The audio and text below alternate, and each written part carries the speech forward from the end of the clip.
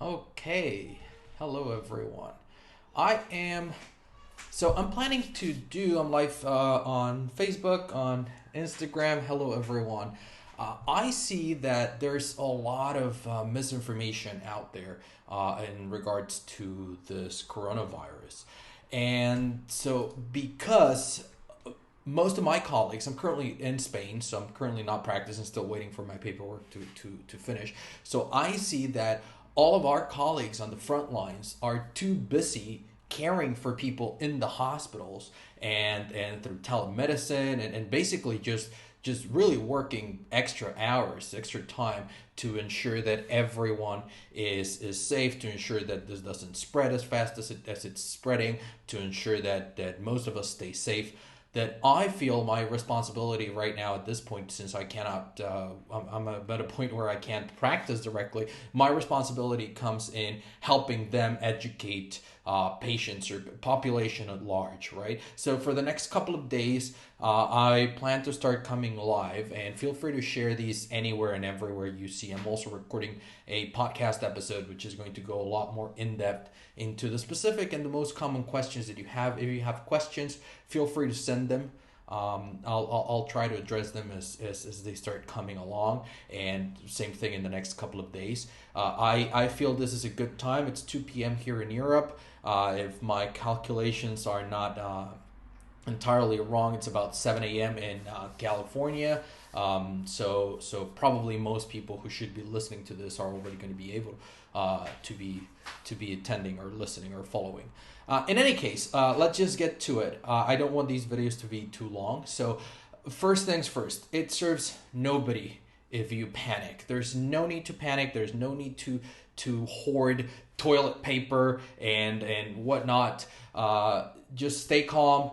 And the most important things right now are to follow the directions of qualified health professionals. So, for those of my colleagues who might be listening to this, if you're available, if you're able to communicate, to get in front of your audience, get in front of your communities, and share messages of educational messages, share messages of hope. Really, it's not such a grave thing. It is important to stop the spread. It's very important to stop the spread. There are some populations that are a huge risk, and we need to protect them. But it is not a reason for us to panic. So, health professionals, we need to step up. Those who are available, who are not in the front lines, those of us who are available, we need to start educating people as much as we can, so that we're armed with the right information. Correct. So, having said that, make sure that you really figure out and you really understand who you are listening to. Again, it makes no sense whatsoever to just start listening to what people who are not experts in health are saying to start spreading fear. This is not a time to be in fear. This is not a time to be playing defense. This is a time to be following the right directions. This is a time to be caring for our families, caring for our loved ones, staying out of trouble, and doing what's right for the rest of the community, right? So, what are my recommendations for the next couple of days? Number one, and you've heard everyone say this: stay at home as much as possible. And it doesn't mean that you will not be able to go out. That you're, I mean. It means that just go out for what's very necessary. Right now, here in Spain, the country was just declared a state of emergency last weekend. Why? Because the number of cases has risen dramatically. The number of cases that you're currently seeing diagnosed in the US, in Canada, and Mexico, they are going to continue rising because a lot of people already have the virus, but they still don't have symptoms and they still haven't gone to get tested. So that's why it's very important to start curving it now before you see very big numbers. And that's a problem that's been happening all over the world. It happened in China, it happened in Iran, it happened in Italy, it happened here in Spain, and it's happening in the US, it's happening in Mexico, especially, where the health authorities, where people are just saying, oh, we don't have that many cases, we don't need to panic, we don't need, and I agree, we don't need to panic, but the reason we don't currently have a lot of cases does not mean that we will not have a lot of cases. Maybe a lot of people are already infected and they are currently spreading it. That's another big thing to consider with this virus. You may have the virus, you may not have any symptoms, but you're already spreading it. and then those people will be in the same position. After just a couple of days, they might not have any symptoms, but they will already be spreading it. So let's be very, very aware of these things and be very mindful. That's why the smartest thing to do is just to stay home as much as possible. Obviously, avoid going to any public gatherings. There's no need to go to conferences. There's no need to go to meetings. There's no need to do any of that. You can do pretty much all of those things on video conference. For those of you who can do them on video conference, there's no need to start rushing in and going to supermarkets and going to do all those things. Just make sure you have enough groceries and you have enough supplies for 2 weeks. 2 to 3 weeks. There's no need to have more than that. Supply chains are not supposed to be affected. It's just a problem of distribution, of getting the supplies where they need, and the other problem is that people are overbuying. So just stay calm. Remember that you need to have enough for 2 weeks, and that's about it. Obviously, for those of us who have children, it becomes it becomes hard, because everyone who has elementary age children and older, and you've been pushing them to play outdoors, to do things outside of the computer screens, of the tablets, of the TVs, now is actually the time to kind of like backtrace on that a little bit. And obviously you want to keep them indoors as much as possible. You want to avoid at all costs play dates. You want to avoid playgrounds. Remember that children will lick everything. They're not careful. They're touching everything. They're grabbing everything. They're putting it back in their mouths. And then you're bringing those children obviously back home. And they're going to cuff in your face, and they're going to sneeze in your face, and they're going to put their hands on your face. So be careful about those things. And that's the reason why it is important for us to be isolated. Another important recommendation: eat healthy. Just because you're at home, and this happened to all of us, I think. We were just in lockdown this weekend here in Spain, and we stocked up, and we pretty much, my wife and I and the baby, we were snacking all weekend. So it's very important to understand we're going to be in here for the next 2, maybe 3 weeks. So try to avoid that junk.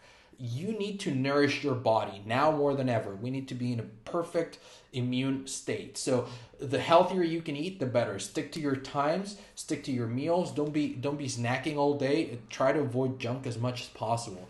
Keep in mind that the healthier we are, the harder it is for the virus to infect us. And even if we do get infected, the shorter the infection it'll be. For those of you who have terraces, balconies, gardens, patios, anything that you can go outside without being out in the community, try to get some fresh air, try to get some sunlight at least twice a day. Sunlight is very, very, very important for a lot of us, for everyone really.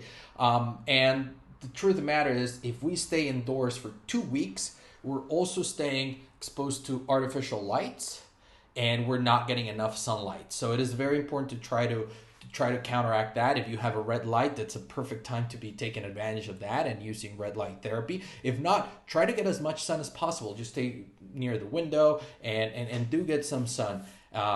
Brush up on your other skills, brush up on taking online courses, talk to people, but remember, stay confined. The best thing we can do, and we've been hearing a lot of the time, that this is going to spread no matter what, that 70% of us are going to get it. Even if that's true, which is not necessarily true, it looks like it's going that direction, but it's not necessarily true. What's most important is that we don't get it all at the same time. Let's think about this way. If there's 350 million people in the United States, and being conservative, there's only 1% of people who are going to need hospitalization. And it looks like it's going to be a lot more than that, especially when we talk about countries that have such a high incidence of obesity and have such a high incidence of chronic disease. But let's just assume, and let's stay conservative, that it's just going to be 1% of those people who are going to need hospitalization and maybe even ventilators. What's going to happen is that that's 350,000 people that will immediately need this information and will immediately need this care. And that's not even counting all the other hundreds of thousands of people who are already in the hospital for different conditions like cancers and autoimmune disorders and metabolic disorders. So keep that in mind. That's why health authorities are worried. We're not worried because the virus itself is going to kill everyone. We are concerned because there is no way to take care of the entire population at the same time.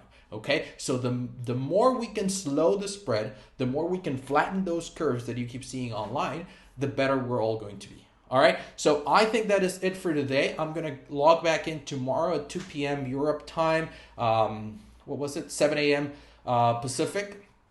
And if you have questions, just leave them below, leave them here. That QR that you see right there, that's where I'm most active at, and that's my LinkedIn profile. I will also be posting on LinkedIn. I'm not going live there because not everyone has the live capabilities, but I will also be posting there. If you have questions, feel free to reach out, and I'll try to help you out as much as I can, and we'll get through this together. All right, and that's pretty much it. I will see you tomorrow. Take care. I don't know how to stop this. Here we go.